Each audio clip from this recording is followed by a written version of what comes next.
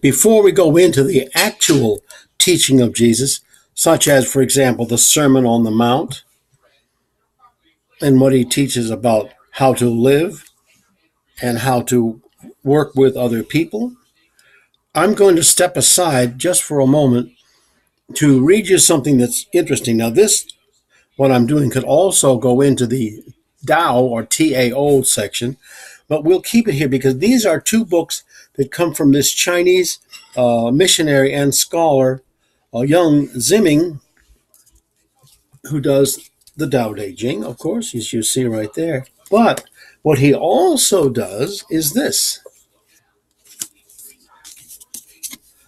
Lao Tzu and the Bible. And as you see, there's Lao Tzu and there's Jesus. What does he find in here? He finds amazing parallels with Lao Tzu and the Bible. Now, I'm going to give you two examples. We'll see if we can get them all on this one video. If not, we'll go to the next one. But among all of the chapters or sections of the Tao Te Ching, he takes two in particular to mention what he thinks is the relationship between Jesus and this. The first chapter is 29. Now, I will tell you when we get to the word that's unique in his way of doing this. Chapter 29. To win the world with human effort, I see that it can only fail.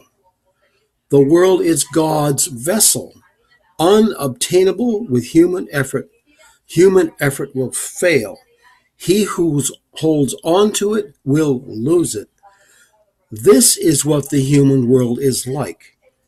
Some lead and some follow. Some blow warm air and some cold. Some strengthen and some weaken. Some inherit and some overturn. The Holy One abandons what is forcefully grasps, extravagant and full of pride. Now notice in verse 4, he says, the Holy One. Now, that's what he does right there. Now, if you take other translations of the Tao Te Ching, and you go to this chapter or another one, where it says Holy One, the actual Chinese word is sage.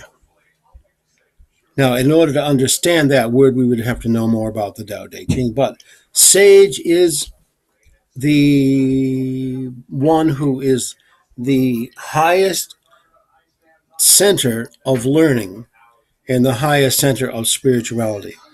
So I think that sage image fits in well with what he calls the Holy One here.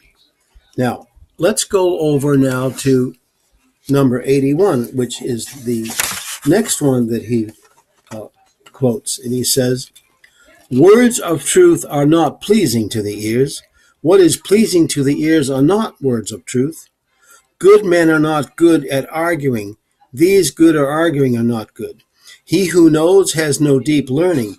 He who has deep learning does not know. The Holy One does not accumulate. He lives for others. So he possesses more. He gives to the world. So he becomes richer. The Tao of heaven is beneficent, causes no harm. The way of the Holy One is to act on behalf of the people. He does not contend with them. Again, you see he uses the word the Holy One twice in here. Now, in that section where he discusses it in the Tao Te Ching and the Bible, we will have more details on that. But I thought it was interesting to step away from what we were doing just a moment to notice the word the Holy One is used in both of those, 29 and 81.